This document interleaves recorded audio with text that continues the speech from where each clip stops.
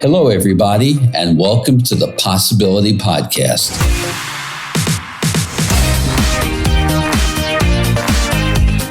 I'm your host, Mel Schwartz. I practice psychotherapy, marriage counseling, and I am the author of the book, The Possibility Principle, the companion to this podcast. I hope to be your thought provocateur, and I'll be introducing you to new ways of thinking and a new game plan for life.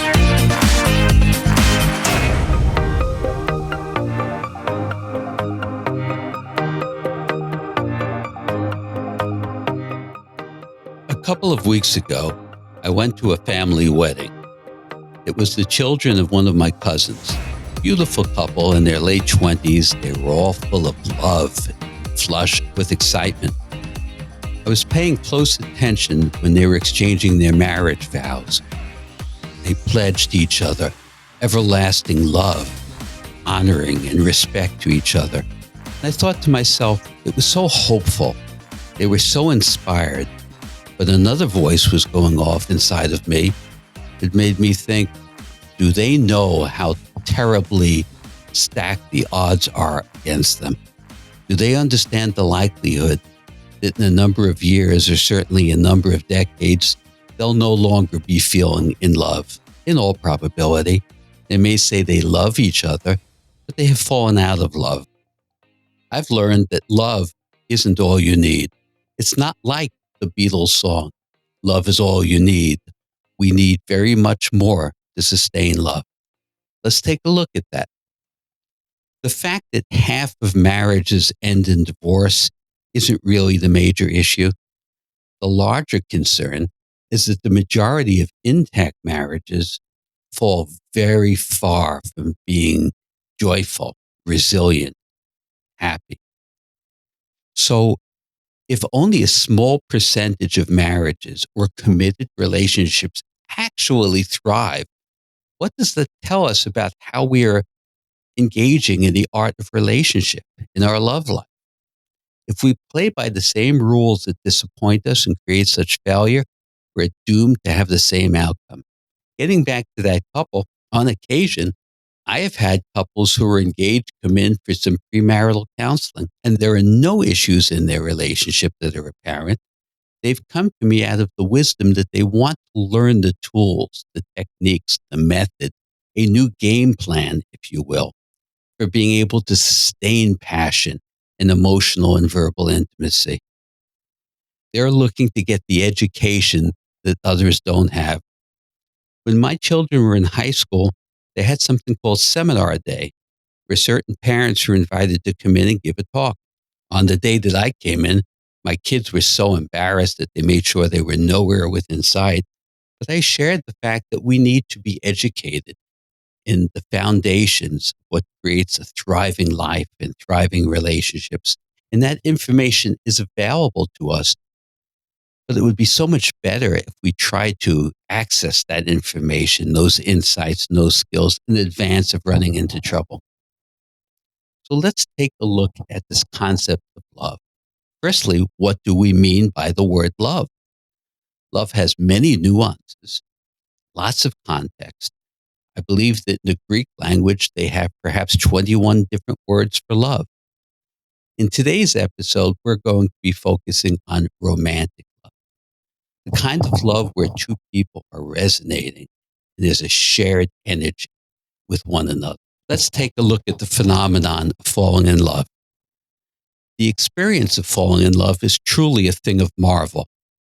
Time seems altered and our senses become very alive. You may experience each moment as having meaning and intent. It's a peak moment in life. But sadly, over time, we tend to fall out of love, possibly as easily as we fell in love. We may say that we still love each other, but we're not in love. This happens often in my work as a couples counselor. Let's explore why this happens and what this phenomenon is that we call love. The notion of falling in love is one of the most dominant, powerful themes in our lives. It sells movies and books, fashions and cosmetics. It drives the gross national product, and it's a central theme in our fantasies. Along with achieving material wealth, Love is the primary driving force in our lives, but it's poorly understood. The euphoria felt by falling in love is actually a profound merging of energies. In quantum physics, this is known as entanglement. Entanglement is a sense of oneness, where separation dissolves, falls apart. I'm not talking about an unhealthy codependence, but it's in that entanglement, that oneness, that empathy and compassion become stimulated, where our driving energy is to care for, and tend, and nurture the other. That's what falling in love feels like. All animate beings are energy fields manifesting in physical form. So simple physical attraction to one another predicated on lust is not the same as love. Falling in love requires that our energies coalesce with each other. When this occurs, our energy field literally resonates with our partner's energy field. It's like striking a tuning fork and seeing both ends vibrating, perfect harmony. It's like being in concert. Think about listening to an orchestra performing. The musicians are in concert with each other. Their individualism is still there, their unique talents, but there's a synergy. That's what being in love feels like. The shared energy manifests in a partnering that feels deeply committed. Any disturbance or disruption to that harmonized energy causes us to feel we're not in love. When our energies become blocked by any host of impediments, we no longer feel in love. So our energy field has gotten disrupted. What are the things that get in the way and impede that loving energy? Sometimes it's simply due to hurt feelings, resentment, or anger. Without having authentic communication skills to permit these issues to be resolved, the energy system of the relationship is at risk. It withers. Many people believe that it's natural to fall out of love. I don't think it's natural. You see, we shouldn't confuse natural with commonplace. Regrettably, it's altogether common, but it's not natural. The problem is that we are illiterate in this field, relationship and love. Falling in love and sustaining it requires maintaining the sense of oneness. And this is a skill set that can be learned. You know, in the turmoil we experience when a relationship becomes adversarial and conflicted, we need to acknowledge or change something to shift that negative energy, which has fallen into a sense of separation, back toward the entangled oneness. Making that shift may mean changing our beliefs, perceptions, or our behaviors, or all of them. You might ask yourself, what is my partner seeing in me that I don't see in myself? That self reflection is a great technique to employ.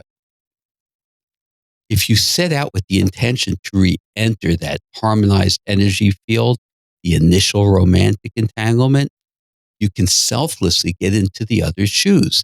That's empathy. Try the exercise of empathy. What does my partner, what does my spouse feel like in this moment? Doing this doesn't mean you're abandoning your position. It simply means loving and validating your partner. You know, it's very easy to say, I love you, but it's challenging to act lovingly. To act lovingly means that if you're feeling denigrated or nullified or put down or ignored, that you'll still be able to advocate and care for the other in a loving way. If I try to appreciate and care about my upset partner's point of view, I'm creating a shift of energy. Connecting empathically with your partner is the most powerful thing you can do in such troubled moments. One of the things that gets in the way in sustaining loving relationships is the tendency to take each other for granted. What began as an earnest connection where we were amplifying the importance and tuning into each other, over time tends to retreat into this individualism. This is why passion dies. Passion doesn't have to die.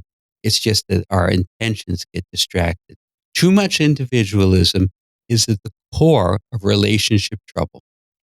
Excessive individualism, the breakdown in communication toward right versus wrong, is a mindless, exercise and a mindless encounter, and it severs that loving energy that I was speaking about. Let's talk a little bit about communication. I wrote an article many, many years ago called, Would You Rather Be Right or Would You Rather Be Happy? Well, so often in my relationship counseling, I find the breakdown over right versus wrong. Couples will argue over the most inane points and correct each other in the need to be right. Try to ask yourself in any moment, as you're about to interrupt the other person and correct them, does this really matter? Now, sometimes it may very well, but most often, if you're being reflective and you're mindful and present, it doesn't. Right versus wrong thinking precludes validation. If your partner says to you or your spouse says to you, I'm really feeling hurt. You hurt me. You put me down. You made me feel worthless.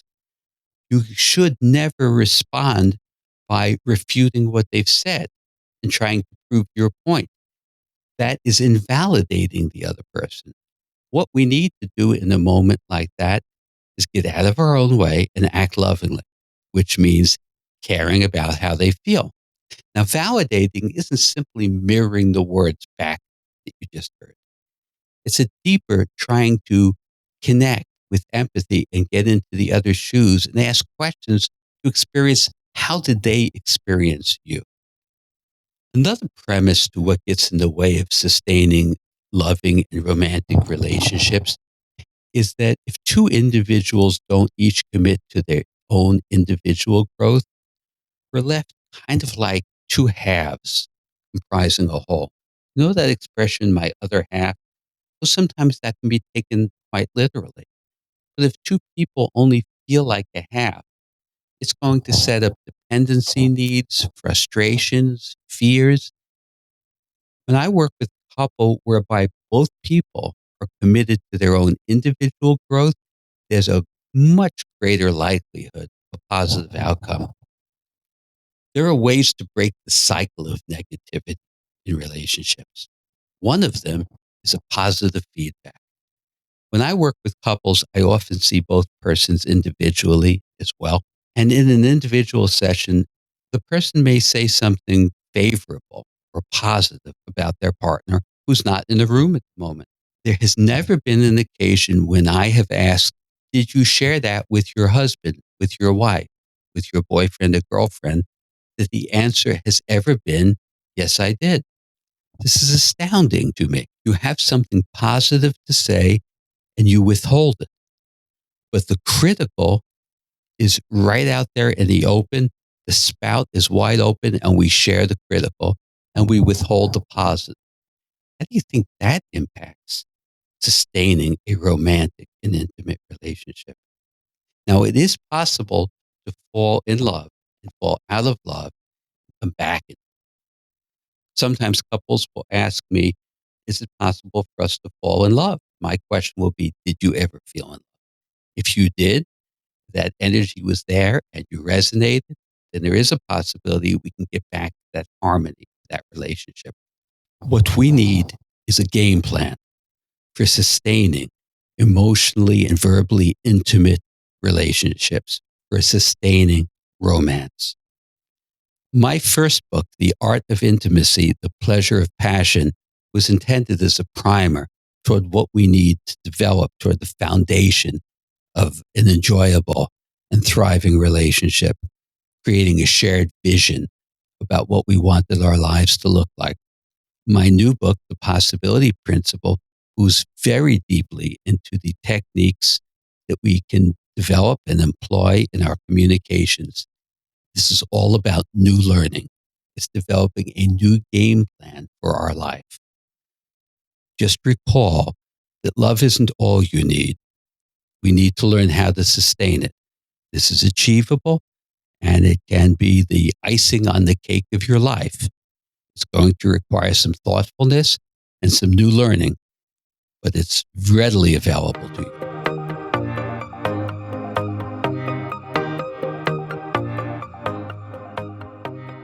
The topic of this show, as you know, is Love Isn't All You Need. Please tell us about yourself and what question you might have. Well, okay, so I have been married once before many years ago when I was about 21, 22 years old, and I was married for about 10 years and ended up getting divorced. I have an 18-year-old boy, and he's doing great. He's in college. I had some relationships, probably two long-term relationships after that divorce. And by the way, that divorce happened probably about 15 years ago at this point. So I was single for a while, and just in October of 2017, I got married again to a wonderful woman. Wow, congratulations. What's her name? Her name is Christina. Great. Well, congratulations to both of you. Thank you very much. Thank you. And she's pretty much what I've been looking for. I mean, she's wonderful. She's beautiful. Now, I have had many times, throughout our relationship, we've been together for a couple of years now, where I have felt inadequate as a partner, very frustrated because I feel like my ego gets in the way. I feel like I understand a lot of principles of how to communicate based on some previous, lessons in teaching and mentoring and therapy, but yet I still run into these issues where I lose my anything that reminds me of conflicts that I had in my previous relationship prior to this new marriage. Namely, things that come up regarding my son strike a chord with me that it really, I lose my patience and I can't have the kind of dialogue and conversation that I know I should have because I feel like it's the same old story all over again. Well, here's the good news, Matt. You're halfway there. You're on second base because you are aware of what you're feeling. You're aware of your reaction. So what I propose you do is when you notice your reaction, the key to communication, or one of the keys, is to notice your reaction and don't become your reaction. So when you notice that your trigger point is being pushed, pause, take a deep breath, and engage her. Engage Christina by saying to her, look, this probably isn't about you. I'm feeling reactive, and this is not about you. It's my button, capital M, capital Y. But I need to tell you how I'm feeling and what's coming up for me. When you communicate in that way, Matt, you open up to dialogue and you open up to a coherent communication where there's no right or wrong or blame. I'm feeling this. You see, when we're feeling something, we have to identify the feeling and communicate it. Feelings are not right or wrong. They just are. What we're seeking from our partners is a sense of validating our feelings. That doesn't mean I agree with you, Matt, your feeling about me is correct. It means I appreciate that this has triggered a memory for you. So can you see yourself being able to do that? Being able to say to her, this is not about you. It's old history for me. This is what's coming up. Right. I can say that. And this is where I run into trouble. I understand what you're saying and I believe I can do that. The trouble that I have is twofold. One is there's something even if I can see my thoughts and not necessarily be my thoughts, it's a real struggle for me because you could hear it in the tone of my voice. The words might be the right words, but still, the energy and the tone behind my voice is one of frustration, fear, agitation, anger, frustration mainly. And that's one of the things that gets me into trouble is just the tone of my voice. So I guess I'm really not successfully seeing my thoughts. I must be becoming my thoughts because. Okay, you're quite right. You're becoming your thought. Moreover, you're becoming your feeling. Now, it only takes about 2 or 3 seconds to take a couple of deep breaths. When you take 2 or 3 deep breaths, you quiet everything down. Everything starts to slow down. Your pulse isn't as quick. Your heartbeat is not as rapid. So the moment you notice where you're going, pause and take 2 or 3 or 4 deep breaths, and that should calm you down. Okay. All right. I remember as a young man when my dad was teaching me to play golf, we'd get up on the tee, and boy, I wanted to hit that ball so far. And I would wind up and really crack at it. More often than not, I missed the ball, hit a terrible shot. My father used to say to me, when you get up to the tee, exhale, let a long breath out to calm you down and slow you down. Athletes do that. People meditate to do that. The moment you notice that you're getting reactive, give yourself 2, 3, 4 seconds. Nobody's going to notice but you. And then you should be prepared to communicate effectively. I got you. I'll try that definitely. I hope it works because I that's clearly one of my issues is you could see through the intellectual words. You can still see through it because you can feel the anger. And I'm going to try to do that and take deep breaths and pause. Once again, you're ahead of the field because you are aware. As I said earlier, you're on second base already. Now, you've just gotten remarried. You're all full of enthusiasm. To make this love last, to allow it to be sustainable, typically requires that both of you dedicate yourself to the process of the relationship. The process is not the outcome. In relationships, we commit to the outcome. I'll love you forever. I'll never cheat on you. More often than not, that doesn't work. What we have to commit to is the process. The measure of a relationship is not how good is it when it's good. It's how do we conduct ourselves when things are challenging. So the commitment to the process is to set aside time to talk to each other, to be present with each other. The commitment to the process is when you need help, go out and seek that help. It's a complex process. But if you commit to that process, there's no reason why the two of you shouldn't succeed and have a beautiful life together. So I wish you well and stay in the process. I'd love to show you my appreciation for your subscribing to and rating this podcast by offering you a gift to one of the following: The Power of Mind, a live talk that I gave, or one of my digital ebooks, Creating Authentic Self-Esteem, Overcoming Anxiety, or Raising Resilient Children, and lastly, Cultivating Resilient Relationships. Once you have subscribed, please send an email to mel@melschwartz.com and just let me know which gift you'd prefer. Thanks. Hi, Diane. Good afternoon. How are you? Hi, Mel. I'm good. Feel free to go ahead and ask me a question or two, and we'll have a conversation. The topic is very intriguing to me. About love is not all you need, because I once was told that love is not enough. And so that question has always kind of lingered for me, especially considering that this person went on to be in a relationship with someone almost exactly like me in every way you could imagine, except for just a few. And so if love wasn't enough, it was the something else that wasn't enough. And I've always been curious, what is the something else? To start with, we don't know what all of us mean, what each other mean by the word love. Is it romantic love? Is it passionate love? Is it spiritual love? So I don't know what this individual meant by the word love, but I'll certainly ask you. What does the word love conjure up for you, Diane? To me, it conjured up everything encompassing compatibility, likes, even maybe disliking, habit, things that would, that you have to have agreements about or to work through. Sensual, sexual chemistry, personality chemistry, perhaps similar likes and dislikes, loyalty. Well, that's very comprehensive and very well put.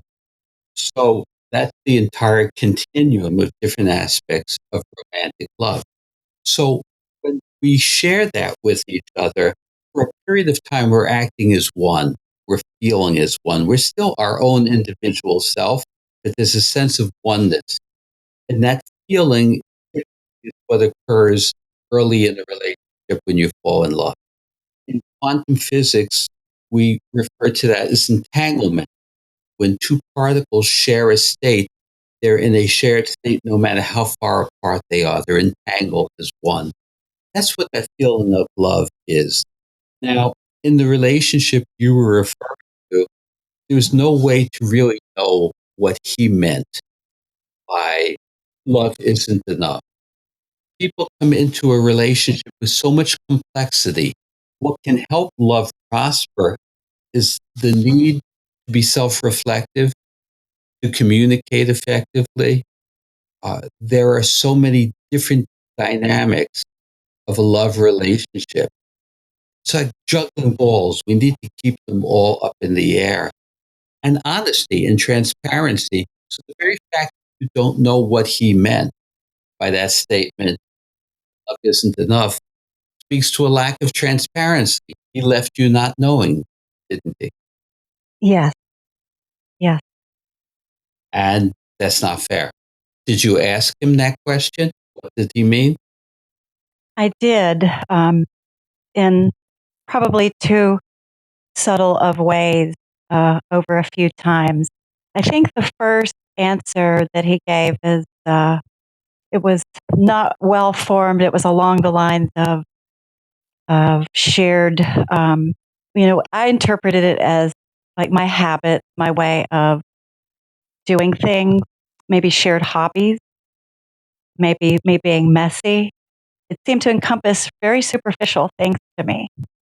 And how long were the two of you together? At that time, it was within a year of the relationship, although I had known him from a very early age and we came together 20 something years later. So I had a lot of implied trust that I thought I knew him. Right. But no, I didn't get an explanation really. This speaks to the heart of the matter. When two people first meet and perhaps start to feel like they're falling in love, the euphoria, the high is so great.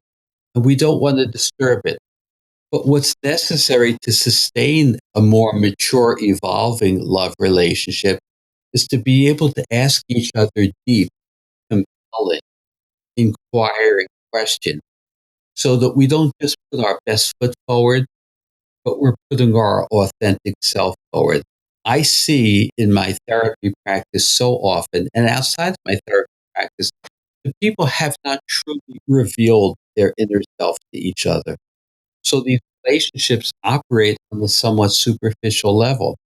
In relationship, we have to be prepared to be transparent and open and vulnerable and ask each other questions in not in a prosecutorial way, but in a way of inquiry because we're curious. We want to know each other.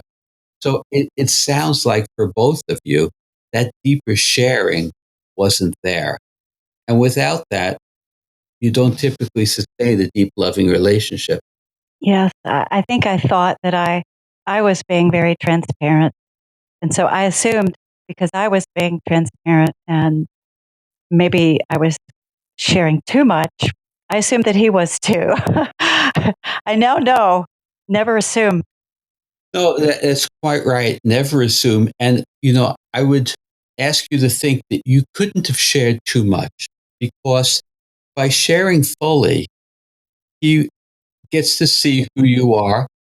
And there may be triggers and fears and insecurities within him that came up. But we don't want to manipulate and manage a relationship and each other. What we want to do is reveal your authentic self. You see, being in love and sustaining that requires an authenticity where two people are free to be their genuine, unbridled self, nothing to fear. Love can prosper in that dynamic. Without it, it's actually very conditional. And that's what leads to many of the problems we have. So never blame yourself or concern yourself with, am I sharing too much? It sounds to me, Diane, like for you, the challenge might be for you to ask more and inquire more and perhaps not be passive about that. You have a right to ask those questions. Yeah, well, I I feel like I learned that lesson the hard way, for sure. Well, the best lessons are often the hard way. Hopefully, it will assist you in moving forward and learning a new way. So I hope it was helpful for you. I thank you for confirming that I should share more, that, I didn't mess it up. Yes, absolutely. No, you did not mess it up.